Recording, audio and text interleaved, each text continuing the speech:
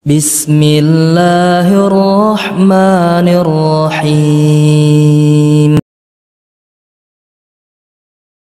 Disebut dengan nama qalbun marid atau qalbun alil.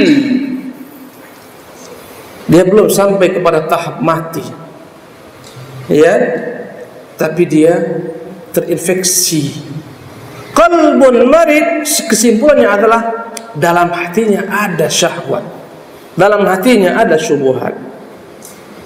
Andai kata dia terapi hati ini, dia sembuh daripadanya, sehatlah hatinya.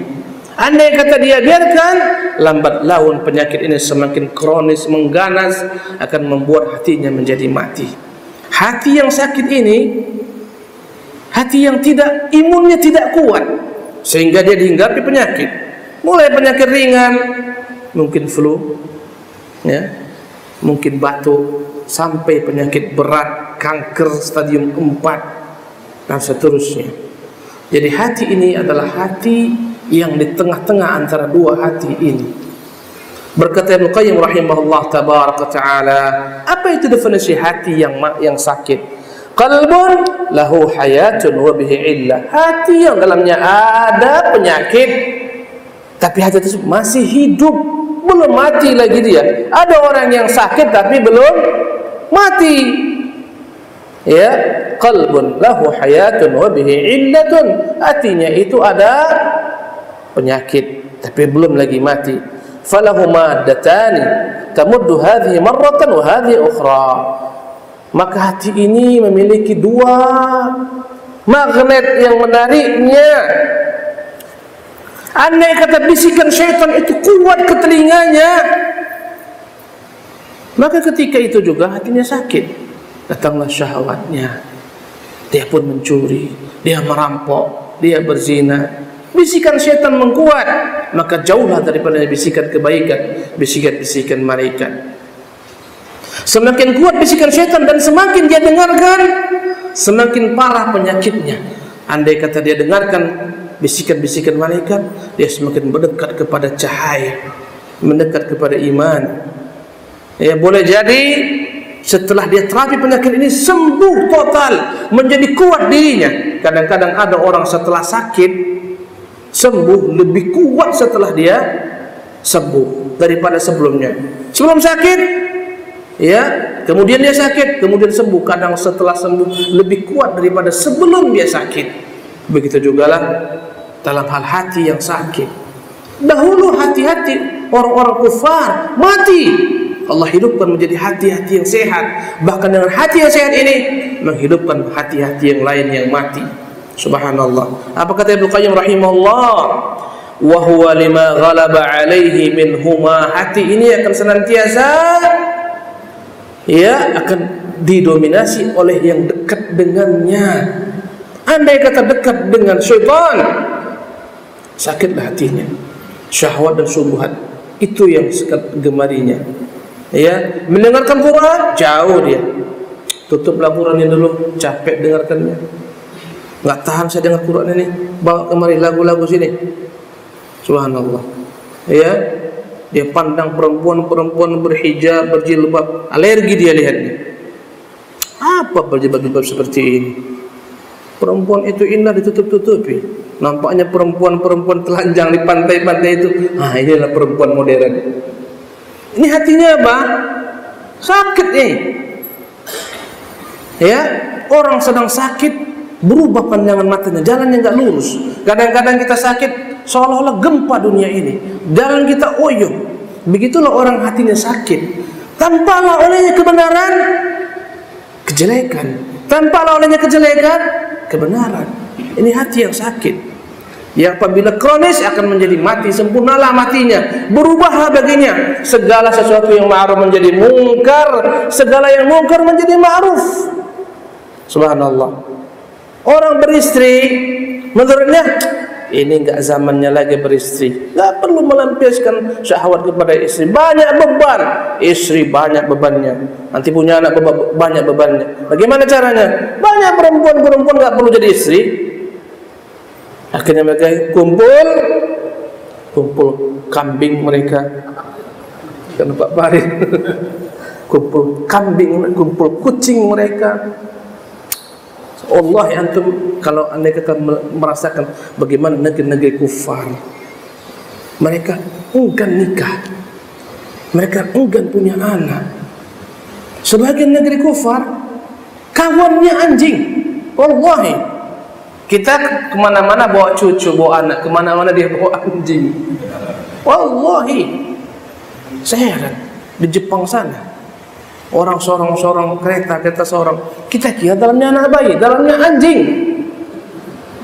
Musibah. Ya. Bahkan sebagian negeri-negeri kufar, pemerintah mereka bingung gimana supaya mau beranak perempuan-perempuannya. Dikasih berbagai macam motivasi, beranak gratis, dikasih fasilitas sekolah segala macam, pun tak mau beranak. Susah tanggung jawab anak. Ya, pun tak mau beristri. Hidup kumpul kebo. Sekarang populasi kaum muslimin meledak di negeri-negeri kufar karena agama mereka yang hak. Sementara populasi orang-orang kufar semakin parah. LGBT di sana pusatnya. LGBT di sana pusatnya. Bentar-bentar Anda akan melihat pesta perkawinan, ya, antara laki-laki dengan laki-laki. Ya Allah, perempuan dengan perempuan. Mana anaknya laki-laki dengan laki-laki? Mana anaknya perempuan dengan perempuan? Mereka anggap ini hal yang wajar. Bahkan di negeri ini ada pembela-pembelanya. Kadang kita heran, pembelanya profesor doktor. LGBT pembelanya profesor doktor. Lebih baik kita bilang profesor. Itu bukan profesor itu. Itu nggak tahu profesor ya. Bahasa kami orang Sumatera itu. Pesong. Subhanallah. Profesor doktor membela LGBT, mana otakmu? Andai kata anakmu seperti itu, dia punya anak laki-laki, kecenderungannya kepada laki-laki, kau biarkan? Gila kau. Subhanallah. Ini penyakit apa namanya ini? Gabungan syubhat dan syahwat. Ini syahwat digabungkan dengan syubhat, dianggap ini hal yang wajar. Alhamdulillah di negeri kita diharamkan LGBT karena masih sehat penduduk negeri ini. Alhamdulillah. Subhanallah. Ya ikhwati rahimakumullah. Bahaya negeri kufar, bahaya sekali mereka. Mereka stres punya anak. Di Jepang mereka stres. Kenapa? Nanti anak andai kata mereka telah tua, dibuang di panti-panti jompo. Ku besarkan kau anakku, nafkahi segala macam, nanti aku tua kau buang aku, daripada kau buang lebih baik aku tidak pernah punya anak bernama kau. Subhanallah. Memanglah, di negeri kufar, orang tua kayak kita di sini yang 70, kasihan. Antum kok ke Singapura? Antum di bandara, antum di mana? Di Harbour Bay. Ya Allah ya Karim. Itu orang tua harus kerja, kalau enggak makan. Mana anak-anaknya? Wallahu a'lam. Lihatlah kita orang tua dimuliakan dalam Islam, mereka tidak, dibuang di panti jompo. La ilaha illallah. Inilah penyakit. Sungguh Islam agama begitu indah. Ini kita pahami dan kita ketahui. Allahu Akbar. Apa kata beliau? Ya, fafihi muhabbatullah. Hati yang sakit ini, dalam hatinya ada kecintaan kepada Allah, tapi melemah. Ada seorang sahabat yang dia itu minum khamar, negak khamar, ketangkap Nabi, dipukul, didera, lepas, ketangkap lagi, berkali-kali minum khamar, ketangkap. Dan dia sahabat Nabi kita sallallahu alaihi wasallam. Akhirnya ketika dia didera, ada sahabat-sahabat yang mencela, parahlah si fulan ini, mau kayak keledai dipukul-pukul. Kata Nabi, jangan kau cela dia, fa innahu yuhibbullah wa rasulahu. Walaupun kita dera dia, sesungguhnya hatinya itu mencintai Rasulnya. Kadang-kadang ada orang mabuk, tapi andai kata agama kita dia ganggu, andai kata agama kita diganggu orang, walaupun dia mabuk, dia di depan. Mungkin enggak itu? Emang gua mabuk tapi agama gua lu ganggu. Ada enggak? Ada. Dia terdepan. Subhanallah. Hati ini fihi mahabbatullah, ada kecintaannya kepada Allah tabaraka taala. Ibnu Qayyim, wal imanu bihi wal ikhlas lah, ada imannya, ada keikhlasannya untuk Allah. Kadang-kadang sadar dia, muncul batang hidung di masjid, ya hilang 1 bulan, nampak ketika sholat Jumat. Kadang nangis di masjid dia, bersimpuh di hadapan Allah. Ya Allah, ketika itu bagikan malaikat dia nangis dengan segala macam dosanya. Datang syaitan-syaitan dan jenis jin dan manusia, membisikinya lagi, keluar masjid, lalai dia, gabung lagi sama orang yang mabuk-mabuk tu. Nanti suatu saat, ya Allah, kok begini ya hidupku ini, nyesal. Ini hati yang sakit. Subhanallah. Kata beliau rahimahullah tabaraka ta'ala, wa tawakkul alaihi ma huwa madatu hayati. Ada imannya pada Allah, ada kecintaannya, ada ketergantungannya kepada Allah. Inilah dia yang membuat dia masih bertahan hidup. Dan ada pula mahabbatu syahwat, ada kecintaannya untuk melampiaskan syahwatnya pada tempat-tempat yang haram dengan cara-cara yang haram. Wa itharuha, kadang-kadang dia kalah dengan kepentingan syahwatnya, imannya kalah. Nampaknya bola, dengarnya azan, jauh kalah azan, bola lebih menarik baginya. Ada konser musik yang tampil orang-orang kafir dengan liuk-liuk, dengan liuk-liuknya. Subhanallah, kalah imannya. Isyanya pun lewat, tenggelam dalam konser. Subhanallah, bayangkan orang untuk masuk neraka dia beli karcis. Untuk masuk neraka dia beli karcis mahal, apalagi yang VIP-nya. Ratusan ribu dia beli karcis untuk masuk neraka, mendatangkan murka Allah yang telah memberikan untuknya rezeki dan nikmat. Subhanallah, dipanggil Allah, hayya 'alas shalah, isya, dia sibuk jingkrak-jingkrak ke orang kesurupan, dan memang mereka kesurupan dengan syaitan. Subhanallah. Ya, nanti dia pulang pagi hari nyesal, kok gini hidupku. Ini orang sakit masih hatinya. Subhanallah, tapi masih ada kehidupan. Boleh jadi bisa disembuhkan, karena penyakit-penyakit itu ada yang bisa disembuhkan. Kata beliau, wal hirsu ala tahsiliha, dalam hatinya ini ada ambisi mengejar segala macam syahwat-syahwatnya, syubhat-syubhatnya. Wal hasad, dalam hatinya itu ada sifat dengki. Wal kibir, ada sifat sombong. Wal ujub, sifat bangga dengan diri. Wa hubbul ulu, ingin selalu paling tinggi di antara manusia. Wal fasad fil ard, ingin merusak di bumi ini. Biryasa, ingin menjadi pemimpin, ingin menjadi kepala, ingin menjadi penguasa. Ma huwa madatu halaki, inilah dia penyakit-penyakit yang dapat membinasakannya. Allahu akbar kabirah. Inilah jenis-jenis hati manusia, jemaah yang dimuliakan oleh Allah Subhanahu wa taala. Berkata Hudzaifah radhiyallahu taala, tu'radul fitanu 'alal qulubi ka'ardil hasiri 'udan 'udan. Akan datang kepada hati-hati manusia itu berbagai macam ragam fitnah, ujian, cobaan berupa ujian syahwat dan syubhat, bagaikan tikar yang dijalin satu demi satu. Antum lihat tikar, melepaskannya sulit. Kenapa? Dijalin satu demi satu, satu demi satu. Sulit melepaskan tikar, kecuali harus dihancurkan. Maka syahwat dan syubhat yang masuk dalam hati ini bagaikan tikar yang terjalin begitu rapatnya, kokohnya payah diurai. Fa ayyu qalbin ushribaha nukitat fihi nuktatun sauda.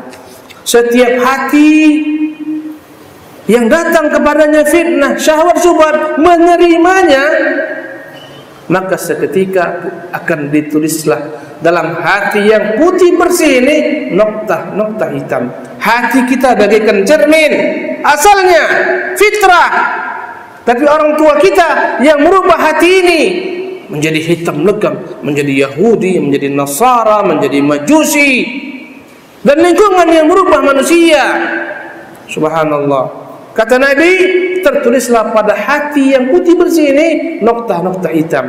wa ayyu qalbin ankaraha nukitat fihi nuqtatun bayda. Setiap datang syahwat syubhat, ada hati yang menolak penyakit-penyakit ini, maka semakin bersihlah cermin tersebut bagaikan cermin yang mengkilat karena terus dicuci, dilap, dibersihkan. Subhanallah. Hatta ta'uda al-qulubu ala qalbaini. Akhirnya hati menjadi dua hati saja. Qalbun aswadu mirbadan kal kuzi mujaffiyan. Ada hati yang hitam legam, subhanallah, bagaikan pantat kuali yang hitam legam, dan dia bagaikan tiku yang terbalik. Kalau tiku terbalik, tumpah semua airnya. Ya, apa kata Nabi sallallahu alaihi wasallam? La ya'rifu ma'rufan wa la yunkiru munkaran. Hati yang telah terbalik ini enggak kenal lagi mana kebaikan, mana kejelekan. Perempuan pakai jilbab, kata mereka, ini teroris. Perempuan telanjang, ini modernis. Subhanallah. Orang yang taat ke masjid, ini fundamentalis. Orang yang sibuk negak, khamar, judi, ini orang maju. Subhanallah. Hati telah terbalik. Kita senang ke masjid kan? Kita cinta ke masjid. Kata mereka yang hatinya mati, gila orang-orang Islam itu. Capek, pagi-pagi harus ke masjid, sujud-sujud, wudu, segala macam.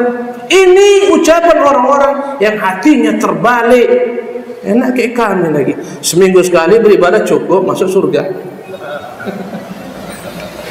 Masuk kami ke rumah ibadah, tepuk-tepuk tangan, jerit-jerit, udah kayak konser, pulang masuk surga. Payah jadi orang Islam. Ya, apa kata dia? Islam itu banyak macam Islam. Aku mau satu macam aja. Islam baru aja masuk, udah kena macam-macam. Rukun Islam 5 macam, pening kepalaku. Rukun iman 6 macam, pening. Aku mau satu macam saja. Subhanallah. Ini orang yang telah terbalik hatinya. La ilaha illallah. Apa kata Rasulullah SAW? Illa ma ushriba min hawahu. Semuanya adalah apa keinginan hawa nafsunya. Yang baik baginya adalah yang digandrungi hawa nafsunya. LGBT itu baik bagi mereka, pencipta-pencipta syahwat seperti ini. Orang nikah wajar itu enggak baik. Ya.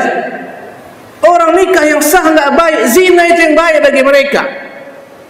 Allahu Akbar. Ya. Apa kata Nabi? Wa qalbun abyadu fala tadurru fitnatun ma damatis samatul. Ada hati yang putih bersih, enggak mempan. Apapun penyakit syahwat syubhat datang ke badannya, semua dia tepis karena hatinya bersih. Subhanallah. Kalau hatinya sakit, kadang-kadang diterimanya, kadang-kadang dia bersihkan lagi. Kalau anda terus dia bersihkan, bisa jadi menjadi imun, kebal dia, nggak mempan lagi bakteri-bakteri ini, virus-virus ini. Andai kata dibiarkan, masuk penyakit hasad, dendam, dengki, kesumat, segala macam penyakit sombong, lambat laun mati hatinya. Ikhwatil kiram rahimakumullah.